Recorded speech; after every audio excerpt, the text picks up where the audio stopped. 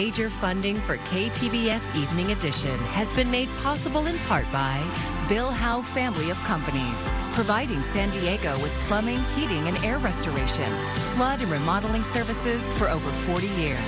Call 1-800-BILL-HOWE or visit billhowe.com. And by the Conrad Prebys Foundation, Darlene Marcos Shiley, and by the following.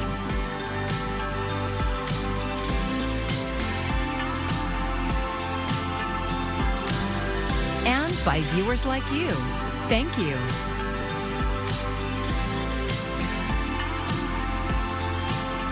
New data out today show America's 3rd through 8th graders are still recovering from pandemic learning loss. Thanks for joining us. I'm Maya Trabulsi. Math and reading scores in most San Diego County schools districts are below pre-pandemic levels. KPBS education reporter Katie Anastas visited one district where students are improving instead. The Santee School District is one of only about 100 districts in the country that saw math and reading scores improve between 2019 and 2024.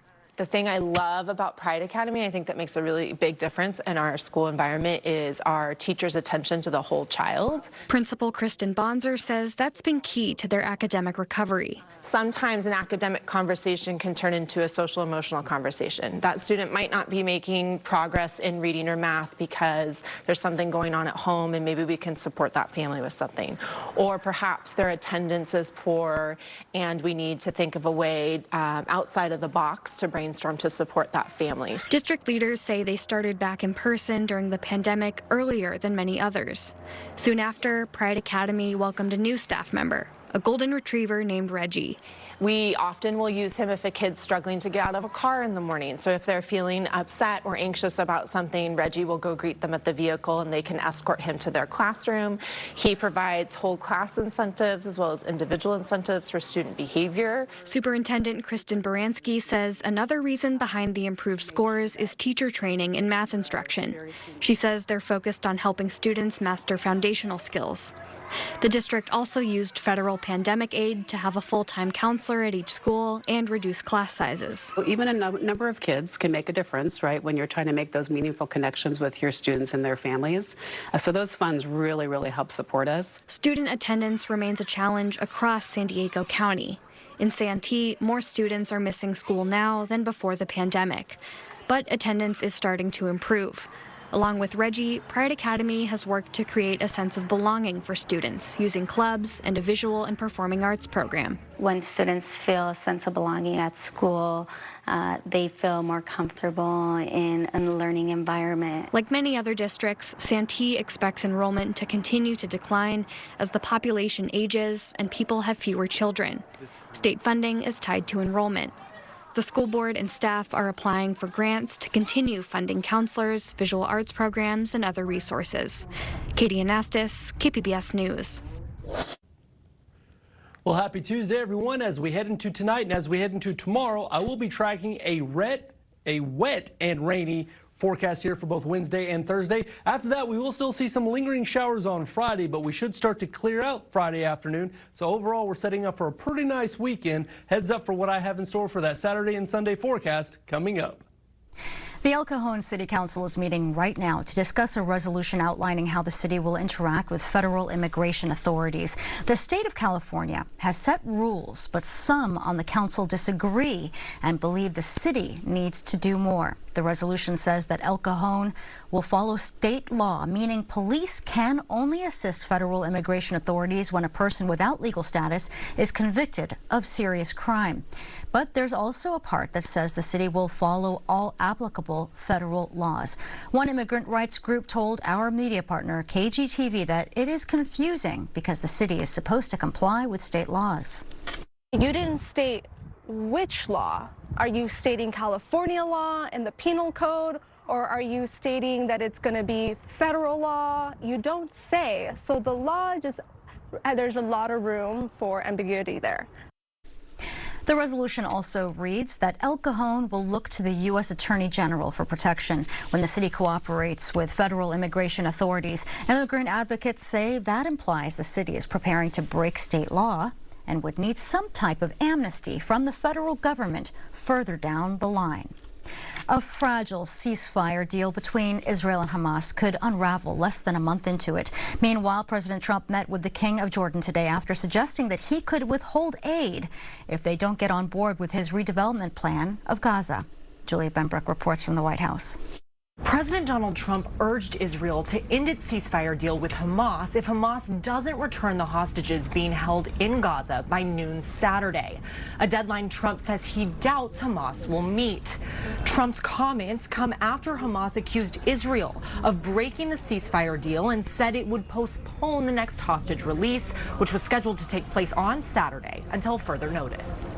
Well, I would say this, and I'm going to let that because that's Israel's decision, but as far as I'm concerned, if all of the hostages aren't returned by Saturday at 12 o'clock, I think it's an appropriate time. I would say cancel it and all bets are off and let hell break out. The ceasefire deal between Israel and Hamas was secured during the final days of President Joe Biden's administration. But Trump has suggested he wasn't sure if the ceasefire would hold. Since taking office, Trump has proposed seizing control of the Gaza Strip and redeveloping it. In an interview this weekend, Trump explicitly said that Palestinians would not have the right to return to Gaza under his plan. Trump met with Jordan's King Abdullah here at the White House on Tuesday. Trump has suggested that he could withhold aid from Jordan and Egypt if they don't accept Palestinians as part of his plan for U.S. ownership of Gaza, which the Arab leaders have rejected. During his visit, Abdullah said that Jordan will take in 2,000 sick kids in Gaza as quickly as possible, adding that discussions with both Egypt and the United States will continue. At the White House, I'm Julia Benbrook. Several nonprofits are suing the Trump administration over the freezing of foreign aid. In the lawsuit filed today, 8 organizations say that they are owed millions of dollars for work done under the USAID prior to the freeze. They argue the Trump administration doesn't have the legal right to withhold funds that have already been approved. They are also asking for the administration to stop dismantling the USAID workforce. The debate over banning transgender women from playing in women's sports came to the San Diego County Board of Supervisors.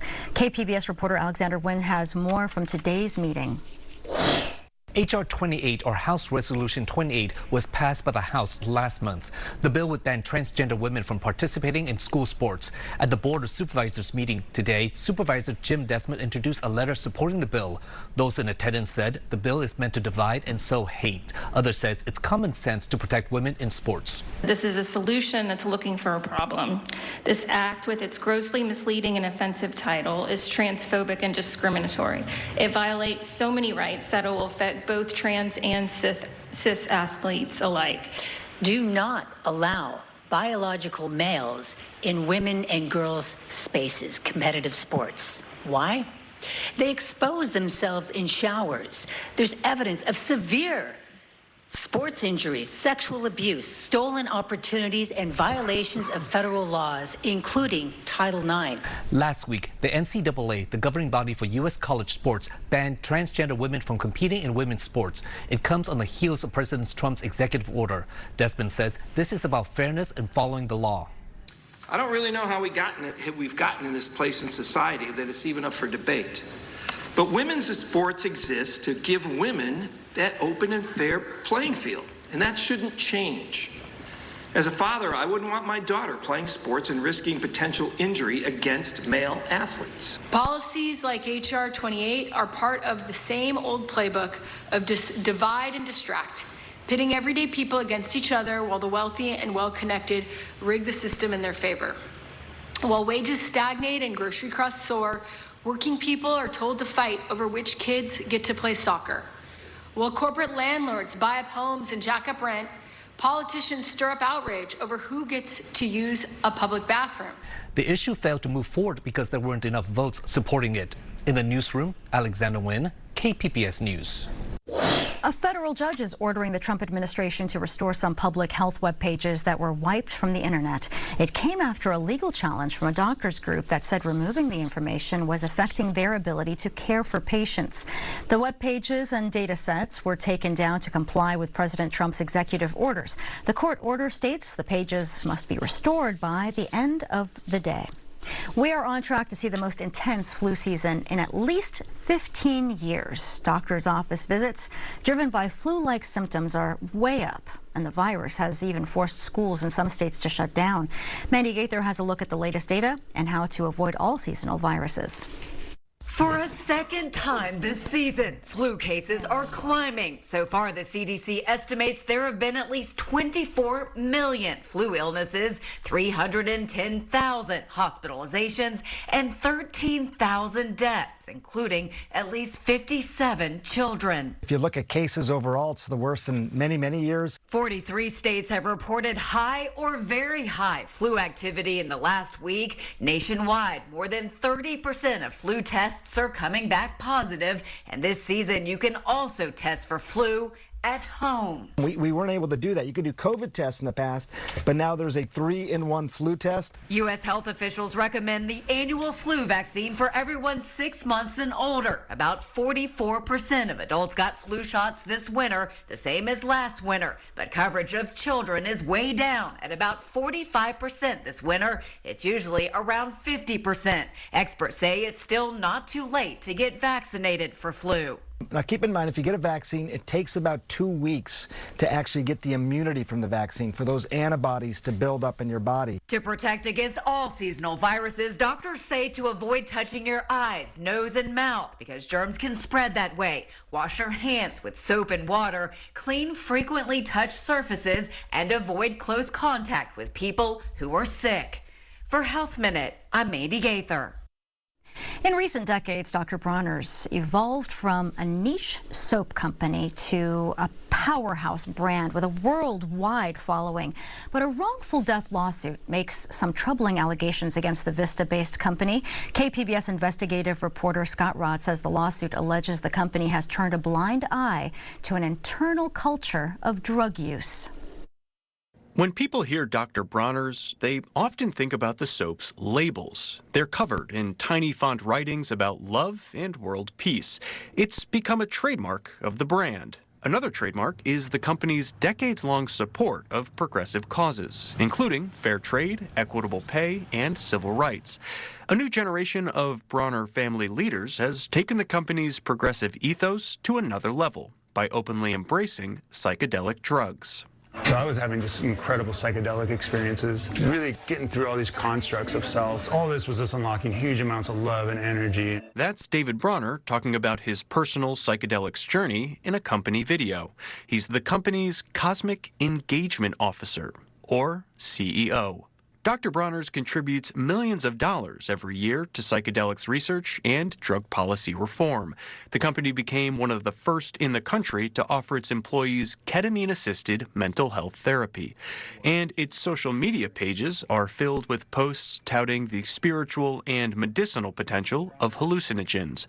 The company's advocacy comes as psychedelics are gaining more mainstream acceptance. There's enormous interest in the use of psychedelics to treat psychiatric illness, and it's certainly the case that there is a large amount of unmet need. Dr. Caleb Alexander is a practicing internist and professor at the Johns Hopkins Bloomberg School of Public Health.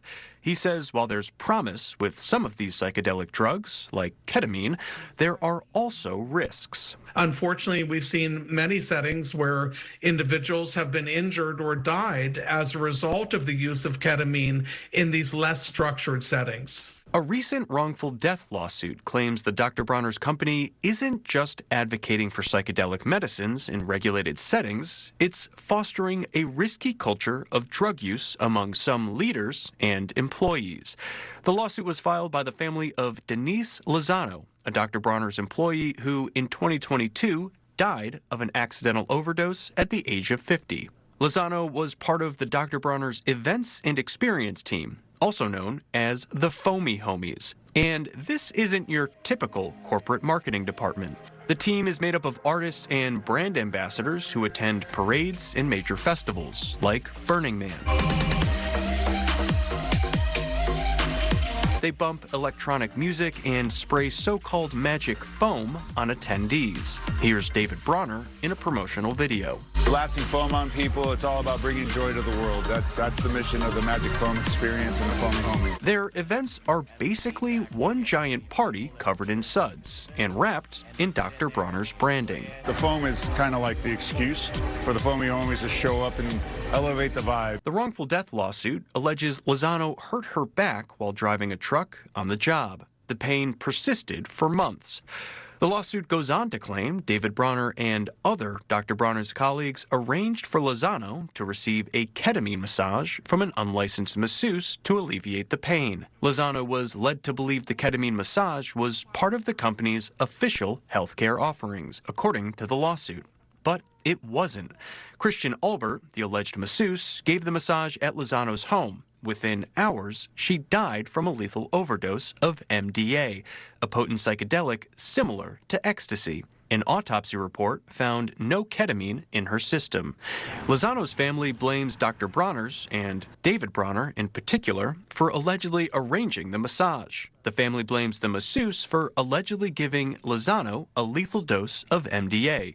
David Bronner declined an interview request. A company spokesperson said in a statement, quote, Denise Lozano's tragic passing was not the fault of anyone associated with Dr. Bronner's. The statement goes on to call Lozano a, quote, beloved employee and treasured member of Dr. Bronner's community.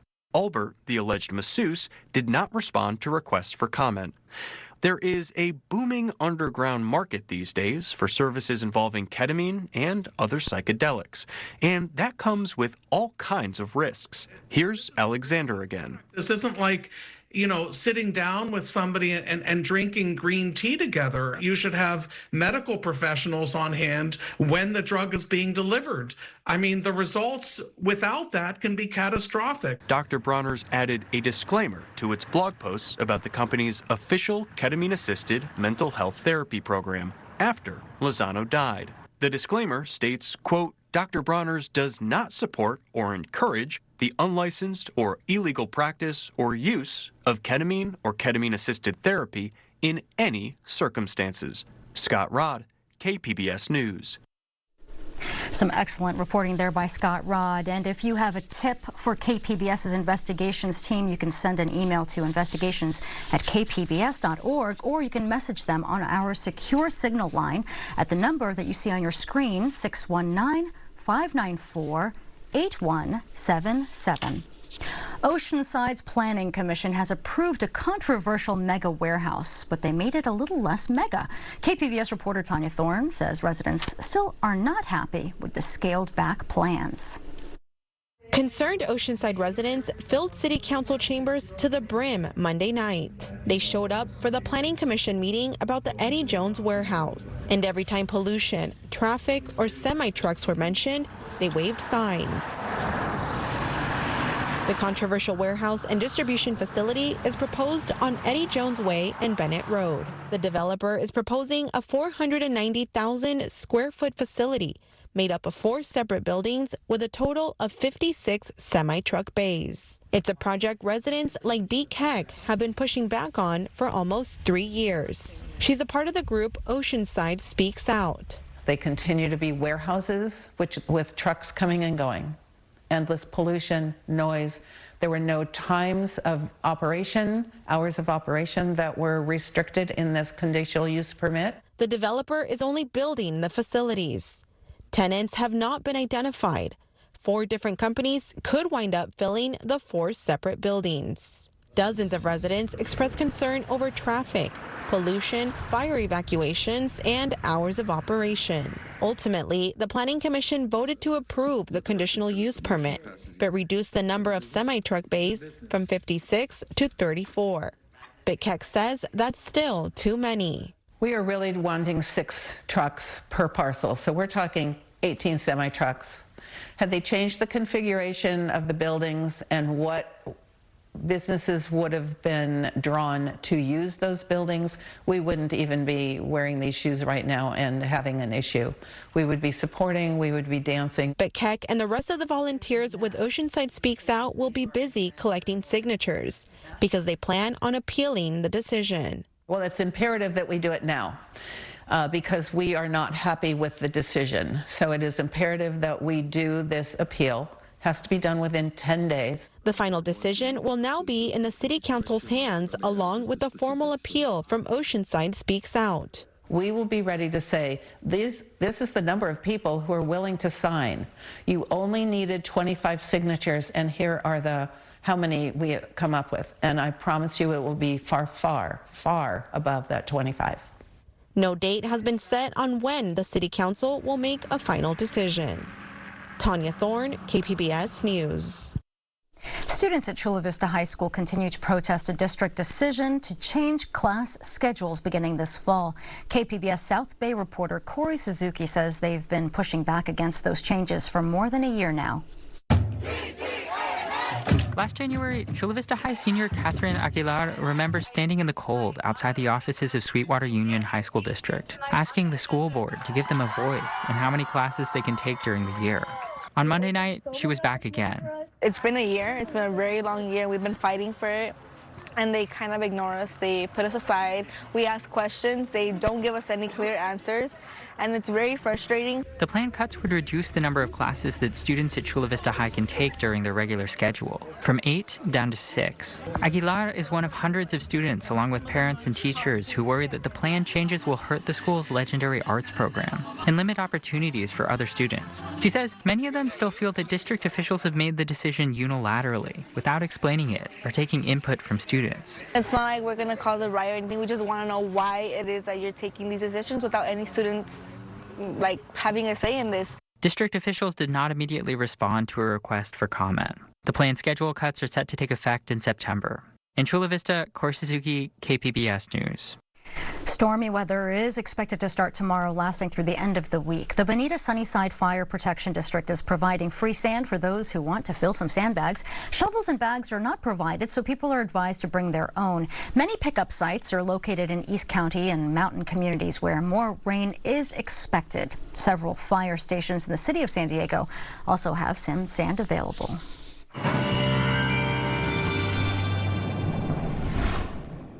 Well, happy Tuesday, everyone. As we head into the weekend, I will be tracking a rainy stretch of weather here across Southern California. For tonight, we'll see cloudy skies near the coast. Overnight lows will be pretty mild for this time of year in the 50s. Across the rest of Southern California, you can see we'll see some cooler air to the north. 48 tonight for Oceanside and Camp Pendleton. So overnight lows will be a mix of 40s and 50s primarily. Some colder conditions out there in the mountains here for the overnight hours. The future track radar is showing that as we head into Wednesday morning, tracking heavy rain moving in from the north and from the northwest, and we'll see ongoing showers pretty much throughout the entire day on Wednesday. Most of the heavy rainfall will stay across central and northern parts of California, but we'll still be dealing with some lingering showers pretty much all day on Wednesday, and then that heavy rainfall is going to try to work its way into the forecast here as we head into late Thursday. But here's the overall setup on Wednesday. Yes, Southern California is seeing some pretty good moisture and rainfall moving in. Temperature-wise here for your Wednesday afternoon, cloudy skies, temperatures in the 50s. So we're starting off in the 50s, and temperatures aren't really going to improve much from there. And then as we head into Thursday, more heavy rainfall moves in, but it's primarily going to be central and northern California that sees the heaviest rain. But we'll still see some good rainfall chances for Southern California as well. An updated look at that extended forecast. Here's the look at the coastal forecast. So Wednesday, Thursday, tracking on again, off again, shower chances. Friday, we'll see some lingering rainfall, but it should start to taper off late Friday, and then, yeah, look at that weekend. Can't beat that. Sunny skies, highs in the 60s. Lows will be in the 40s, so overall to be a decent forecast. A little chilly from time to time. Here's a look at your inland forecast. More rainfall Wednesday into Thursday. We'll see those showers lingering a little bit farther inland there on Friday, but once again shaping up for a pretty nice weekend. And then across the mountains, you can see right there some snow mixing in with some of that rainfall at the higher elevations. And then for the desert, we'll see some lingering rainfall chances before temperatures get back in the 70s for the weekend. It is a long road to recovery in Los Angeles following the devastating Eaton fire. This week, FEMA is starting wildfire debris removal from residential properties as teams go door to door in Altadena to provide assistance directly. Luz Delia Caballero has the story. You're looking at one of FEMA's Disaster Survivor Assistance, or DSA, crews canvassing neighborhoods, going door to door where homes are still standing. Our goal is to reach the people that for some reason cannot come to the centers that we have. They're working to provide residents with valuable resources that can help them rebuild. So everybody qualifies for FEMA. I was blown out by heat and heat only. David Fennessy has lived in Altadena his whole life, and while his garage and car are gone, he and his wife Cynthia still have their home. I'm back every day working on the place, slowly just chipping away, cleaning up. I like to make it livable. He applied for FEMA assistance weeks ago, hoping to be approved quickly, but someone had applied in my name beforehand. FEMA was able to freeze the fraudulent application, but as you can imagine, seeing this crew arrive to help was a huge relief for him. So it really shows how much they care and how much effort they're putting in. You'd never expect them to come to your home. The goal is essentially to bridge the gap, to make things easier for residents. So instead of them having to go to disaster recovery centers, they come, they go to the door. If no one's home, they leave information behind. It's fantastic. I had found them, but if I hadn't, they came and found me. DSA crews primarily focus on addressing the needs of underrepresented communities that may be hard to reach by traditional channels. There's a lot of light at the end of the tunnel. We're starting to get utilities. We've got power now. It's going. We're going to be back home. Adding it's only a matter of time. Everything's going to be all right one day, just not today. And you can find all of tonight's stories on our website, kpbs.org. Thanks for joining us. I'm Maya Trabulsi. Good night. Major funding for KPBS Evening Edition has been made possible in part by Bill Howe Family of Companies, providing San Diego with plumbing, heating, and air restoration, flood and remodeling services for over 40 years. Call 1-800-BILL-HOWE or visit billhowe.com. And by the Conrad Prebys Foundation, Darlene Marcos Shiley, and by the following.